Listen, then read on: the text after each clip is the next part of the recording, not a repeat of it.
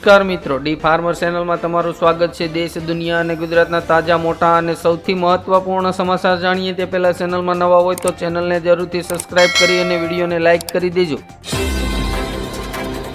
ભારતના ભવિષ્ય પર મોટો પ્રશ્ન, શાળાઓમાં વિદ્યાર્થીઓની નોંધણીમાં 1 કરોડથી વધુનો ઘટાડો। આજથી ગુજરાતને મળશે નવો જિલ્લો, સરકારે કરી વાવ થરાદ જિલ્લાની જાહેરાત। ડોનાલ્ડ ટ્રમ્પને મોટો ઝટકો, જાતીય શોષણ કેસમાં રાહત આપવાનો કોર્ટનો સાફ ઇનકાર। અમેરિકાને પડકાર આપશે ચીન, નવા વર્ષની શુભેચ્છામાં શી જિનપિંગની ટ્રમ્પને ચેતવણી। નવા વર્ષ પર મોદી સરકારની ખેડૂતોને મોટી ભેટ, હવે ખાતર પર મળશે વધુ સબસિડી। 2025નો વીજ તંત્રનો નવો પ્રોજેક્ટ, સોલાર રૂફટોપની વધારાની વીજળી ગ્રાહકો પોતાના પાડોશી કે ગમે તેને આપી શકશે। સુવેન્દુ અધિકારીએ કહ્યું, ભાજપ બંગાળમાં સત્તા પર આવશે તો મમતા બેનર્જીને જેલમાં ધકેલીશું। તેજસ્વી યાદવે નવા વર્ષ પર લીધો મોટો સંકલ્પ, બિહારને એક નવા મુકામ પર લઈ જશું। પીએમ કિસાન સન્માન નિધિ યોજનામાં ખેડૂતોને નવા વર્ષ પર કુલ 3 હપ્તા ઉપલબ્ધ થશે, જેમાં 19, 20 અને 21મો હપ્તો। ગુજરાતના મુખ્યમંત્રી ભૂપેન્દ્ર પટેલે રાજ્યના વિકાસ માટે 1000 કરોડ મંજૂર કર્યા। કેન્દ્ર સરકાર પીએમ આવાસ યોજના દ્વારા ગરીબોને 2 કરોડ ઘર ફાળવશે। દિલ્હીમાં ધાર્મિક સ્થળોને તોડી પાડવાનો આદેશ પર સીએમ આતિશીએ એલજીને પત્ર લખ્યો। દેશના કરોડો ખેડૂતો માટે ખુશખબરી, આરબીઆઈએ ખેડૂતો માટે ગેરંટી વગરની લોનની લિમિટમાં કર્યો વધારો। નવા વર્ષમાં ગ્રાહકો માટે રાહતના સમાચાર, એલપીજી સિલિન્ડરના ભાવમાં 14 રૂપિયા 50 પૈસાનો ઘટાડો। વાહન ચાલકોને મોટો ઝટકો, ગુજરાત ગેસ કંપની દ્વારા આજથી સીએનજીના ભાવમાં 1 કિલોએ 1.5 રૂપિયાનો વધારો। 26મી જાન્યુઆરીની પરેડ જોવા માટે આવતીકાલથી બુકિંગ શરૂ। કેરળના મંદિરોમાં પુરુષોને કપડાં ઉતારવાની પરંપરા હવે સમાપ્ત। કાલથી ઠંડી માટે તૈયાર રહેજો, અંબાલાલ પટેલે કરી ધ્રુજાવી મૂકે એવી આગાહી। ધોરણ 12 સાયન્સની પ્રિલિમ પરીક્ષામાં કરાયો ફેરફાર, હવે 22 થી 23 તારીખે લેવાશે એક્ઝામ। નીતિશ કુમાર ફરી પક્ષ પલટો કરે તેવા સંકેત, રાહુલ ગાંધીએ ઇન્ડિયા ગઠબંધનમાં જોડાવા આપ્યું આમંત્રણ। અરવિંદ કેજરીવાલે ભાજપને પૂછ્યું, શું મારી સાથે દુર્વ્યવહાર કરવાથી દેશને ફાયદો થશે? નવા વર્ષમાં ખેડૂતોને લાગશે મોટો ઝટકો, ડીએપીમાં 50 કિલોની થેલીએ 200 રૂપિયાનો વધારો। ગુજરાતમાં બને છે 600 કરોડના પતંગ, ભારતનું 95% માર્કેટ રાજ્યના આ 2 શહેરોના હાથમાં, ખંભાત અને નડિયાદ। મજૂરો માટે ખુશખબર, સરકાર દર મહિને ખર્ચા માટે આપશે 3000 રૂપિયા। મહારાષ્ટ્રની મુસ્લિમ મહિલાઓ આવી યુસીસીના સમર્થનમાં, સરકાર સામે મૂકી 25 શરતો। માલદીવના પ્રમુખ મુઇઝુને ઉથલાવવા વિપક્ષે ભારત પાસેથી 51 કરોડ રૂપિયા માંગ્યાનો આરોપ। રાજ્યમાં આયુર્વેદિક તબીબોને એલોપેથીની છૂટ આપવા માટે વિચારણા। સુરત શહેરમાં ટ્રાફિકના કાયદા બન્યા કડક, નિયમ તોડ્યા તો સીધી પોલીસ ફરિયાદ થશે।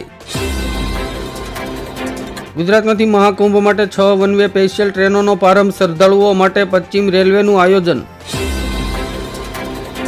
બાંગ્લાદેશમાં ફરી સત્તા પરિવર્તન, ઢાકામાં આજે વિદ્યાર્થીઓ પ્રદર્શન સાથે કરશે ક્રાંતિનું એલાન। અદાણી ગ્રુપે અદાણી વિલેજમાંથી બહાર નીકળવાની જાહેરાત કરી, 44% હિસ્સો વેચવાની કરી તૈયારી। ટ્રેનોના સમયમાં ફેરફાર, આજથી અમદાવાદ ડિવિઝન પર નવું ટાઈમ ટેબલ લાગુ। આરબીઆઈએ લીધું મોટું પગલું, 1 એપ્રિલથી બદલાશે પૈસા મોકલવા સંબંધિત નિયમો। નવા વર્ષમાં લોકોના ખિસ્સા પર સીધી અસર, આજથી શેરબજાર, યુપીઆઈ અને એફડી સંબંધિત ઘણા નિયમોમાં થશે ફેરફાર। યુદ્ધ રોકવાની ટ્રમ્પની ઓફર, પુતિને નકારી કાઢી, શું પીએમ મોદી બનશે શાંતિદૂત? કોમેન્ટ કરીને જણાવો। ખેડૂત નેતા રાકેશ ટિકૈતે કહ્યું, જ્યાં સુધી સરકાર અમારી વાત નહીં સાંભળે ત્યાં સુધી આંદોલન ચાલુ રહેશે। નવા વર્ષમાં સામાન્ય લોકોને મળશે રાહત, પેટ્રોલની છૂટક કિંમતમાં 21% અને ડીઝલમાં 18%। પ્રિયંકા કક્કરનો દાવો, દિલ્હીના લોકો ઈવીએમ બટન એટલા ઝડપથી દબાવશે કે ભાજપને વીજળીનો કરંટ લાગશે। અરવિંદ કેજરીવાલની મોટી જાહેરાત, સરકાર બનશે તો દર મહિને પૂંજારીઓને 18,000 પગાર આપશે। 84 વર્ષના દિગ્ગજ નેતા શંકરસિંહ વાઘેલાની મોટી જાહેરાત 2027માં ભાજપને સત્તા પરથી હટાવી દેશે. રાજસ્થાનમાં નરેશ મીણાની મુક્તિ માટે મહાપંચાયતનું અલ્ટિમેટ, જયપુરમાં મોટા આંદોલનની ચેતવણી. જયરામ રમેશે કરી મોટી જાહેરાત, 3 જાન્યુઆરીથી કોંગ્રેસનું જય બાપુ, જય ભીમ, જય બંધારણ અભિયાન શરૂ. બનગેરા કર્મચારીઓના પડતર પ્રશ્નોને ઉકેલવા લડત ઉગ્ર બનાવવા યુનિયન પ્રમુખની ચીમકી. ખેડૂતોના હિતમાં રાજ્ય સરકારનો મહત્વપૂર્ણ નિર્ણય, રીસર્વેની મુદ્દતોમાં કર્યો 1 વર્ષનો વધારો. ગૃહમંત્રી હર્ષ સંઘવી સુરતમાં 1 જાન્યુઆરીથી 45 દિવસ હેલ્મેટ ડ્રાઈવ ચલાવશે. ઉત્તર પ્રદેશમાં કાયદો અને વ્યવસ્થાના મુદ્દે રાજ્યપાલ આનંદીબેન પટેલનું નિવેદન, યુપી હજુ પણ સંપૂર્ણપણે સુરક્ષિત નથી.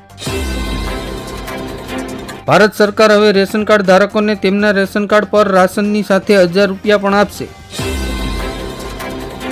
1 જાન્યુઆરીથી યુપીઆઈ પેમેન્ટમાં થશે ફેરફાર, આરબીઆઈએ ટ્રાન્ઝેક્શન અને વોલેટ પેમેન્ટ સંબંધિત નવા નિયમોને આપી મંજૂરી.